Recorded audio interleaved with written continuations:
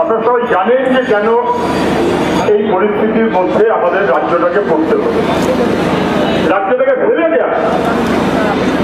আজকে আমি এসেছি সিবিআই কমপ্লেক্সে, সুযোগ ছিল ওটাকে টপকে যাওয়ার। 1.5 পয়সার মামলা যদি চাই আমরা ওটাকে টপকে যাওয়াটা, 1.5 পয়সার মামলা, এটা নিয়ে কোনো সন্দেহ নেই, কিন্তু আমরা তা করতে আসিনি। আমরা এটা জানান দিতে এসেছি যে আর কতদিন, আর কবে জানেন নাই না মানুষ বিচার পাবে না, এই অবস্থা চলবে কেন, কতদিন চলবে? গোটা বাংলাটা ধ্বংস হচ্ছে। এই কেবলমাত্র অভয়াকাণ্ডর ব্যাপার নয়, শুধু অভয়াকাণ্ড নয়, ভয়াবহ ভয়াবহ ঘটনা। বড় করে আমি আপনাদের কাছে বিস্তৃত করতে চাই না, কারণ আপনারা কেউ আমাকে এতে কম জানেন। যেদিন গোটা বাংলার বামপন্থী সাধারণ গণতান্ত্রিক মানুষ মুখ্যমান শোকে, মানুষের স্বপ্নের বিচারী মুখ্যতা ভট্টাচার্য প্রয়াত হয়েছেন, আলিপুরদিনে তার বডি একটু পরে শক্তিশীল বেরোবে, কাতারে কাতারে মানুষ, রাস্তায় যাতায়াত করা যাচ্ছে না। খবর আসলো, ভয়াবহ ঘটনা।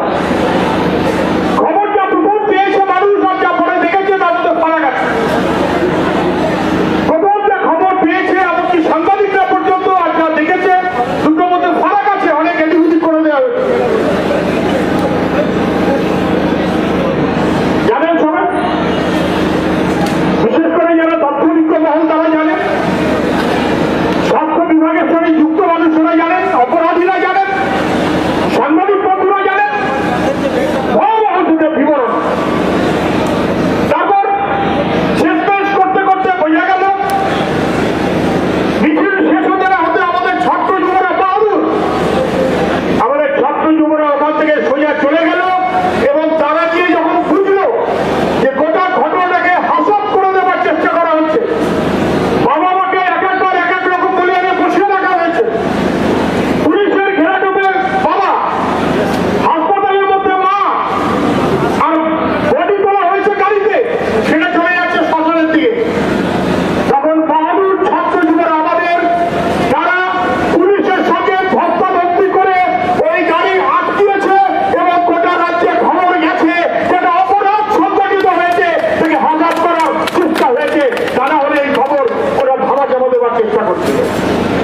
এবং তারপর থেকেই স্পষ্ট জুনিয়র ডাক্তাররা, হাসপাতালে যারা আছেন তারা, এই সব গোটা রাজ্যের মানুষ তারা বুঝলেন যে চলতে চলতে এটা শুধু ধূপগুড়ি না, এটা শুধুমাত্র কাপ্তনীতি বা ফাঁসকীর্তি বা কাকীর্তি বা কাটোয়া না।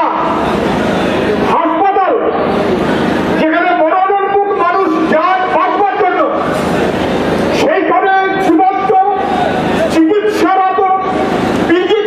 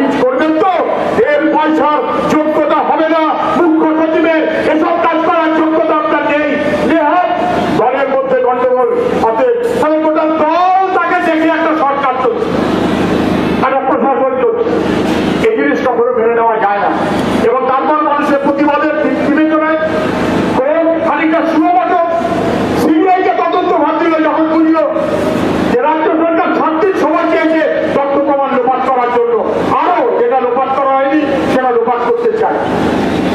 সিবিআই তো 100 দিন হয়ে গেল। আমি জানি সিবিআই পক্ষে কাজটা সহজ আমরা মনে করিনি, সেই কারণে 7 দিনের মাথায় সিবিআই দপ্তরে আসেনি, 17 দিনের মাথায় সিবিআই দপ্তরে আসেনি। তথ্য প্রমাণ লোপাট করেছে রাজ্য, কাজটা কঠিন, খুঁজে বার করা কোনো সন্দেহ নেই। কিন্তু 100 দিন হয়ে গেছে, 100 দিনটা কম না। তারও মধ্যে সিবিআই আরো পর্যন্ত দিচ্ছি এগোতে পারেনি। এটা সিবিআই এর অপদার্থতা, অযোগ্যতা। হয় বলতে হবে আমাদের রাজ্যে ডেপুটেশনে গেছে মোহাম্মদ সেলিমের নেতৃত্বে, হয় বলতে হবে সিবিআই অযোগ্য এবং অপদার্থ, সিবিআই তদন্ত করতে পারে না, অপারগ। আর না হলে বলতে হবে সিবিআই পারে, কিন্তু সিবিআই এর মাস্টার যারা রাজনৈতিকভাবে পরিচালনা করছে তারা নারদা সারদার মতন করেই এই তদন্তকেও ধামা চাপা দিতে চায়। এই কথাটা জানার জন্যই আমরা যেখানে এসে হাজির হয়েছি। ওদের উত্তর দিতে হবে, আর গোটা রাজ্যের মানুষ তার অপেক্ষায় আছে। আমি কথা বাড়াবো না, শুধু ছাত্রক্ষেত্র না, দেখতে পাচ্ছেন রক্ত মাখা গ্লাস, ক্যাপিটাল সিরিজ কত লুট হবে। সিরিয়াল ডাক্তারদের জিজ্ঞাসা করুন, ডাক্তার পরিচিত, তিনি বলবেন এখন আমরা ভয় পাচ্ছি। বহু নতুন ভালো ডাক্তার যেমন বেরোচ্ছে, যেমন এরকম সন্দীপ ঘোষ মার্কা বাহিনীর এমন অনেক ডাক্তার বেরোচ্ছে যারা একটা ইঞ্জেকশন ঠিক মতো দিতে জানে না। আমাদের গোটা রাজ্যের স্বাস্থ্য ব্যবস্থাটা ধ্বংস করা হচ্ছে। সরকারি স্বাস্থ্য ধ্বংস, স্বাস্থ্য ব্যবস্থা ধ্বংস, শিক্ষার ব্যবস্থা ধ্বংস, একের পর এক আমাদের ট্রান্সপোর্ট তার ব্যবস্থাকে ধ্বংস করা হয়েছে, আমাদের বিদ্যুৎ তার ব্যবস্থাকে ধ্বংস করা হচ্ছে। গোটা রাজ্যটা দুর্নীতি দুষ্কৃতির তন্ত্র তা পরিচালিত হচ্ছে। তার বিরুদ্ধে রুখে দাঁড়ানো এ লড়াইটা কেবলমাত্র রাজনৈতিক লড়াই না, সামাজিক লড়াই, সার্বিক লড়াই, আমাদের সবার লড়াই। এরা এটা কেবল রাজনৈতিক লড়াই না, বাংলাকে রক্ষা করবার লড়াই। যারা নবান্নে বসে আছে তাদের টেনে 14 তলা থেকে টেনে নামানোর লড়াই। 14 তলায় বসে কেউ যদি ভাবে মাটিতে কি কাপড় হচ্ছে আমরা টের পাবো না, তাহলে জন এত জোরে বাঁচবে যে 14 তলা পর্যন্ত কাঁপবে। তার ব্যবস্থাটাই আমাদের করতে হবে। সেই মনোভাবে আমাদের মানুষের মধ্যে প্রতি মুহূর্তে প্রতিরোধের আওয়াজ তাকে শক্ত করবার ব্যবস্থা করাটাই সিবিআই কমপ্লেক্সে আরো একবার আমাদের আসবার গ্যারান্টি করতে পারবে। আমাদের প্রয়োজনে এর পরের বার যখন আসা হবে তখন সিবিআই অফিস ঘিরে রাখা হবে। আজকে পুলিশ ঘিরে রেখেছে, মমতা ব্যানার্জির পুলিশ সিবিআই অফিস ঘিরে রেখেছে, দিল্লির দপ্তর ঘিরে রাখছে রাজ্যের পুলিশ। আমরা বলছি পরের বার যখন আসবো তখন দিল্লির দপ্তর আর রাজ্যের পুলিশ তাকে ঘিরে রাখবে। বাংলার মানুষ, বাংলার জনতা তার জন্য অপেক্ষায় থাকুন। সবাইকে শুভেচ্ছা জানিয়ে আমার কথা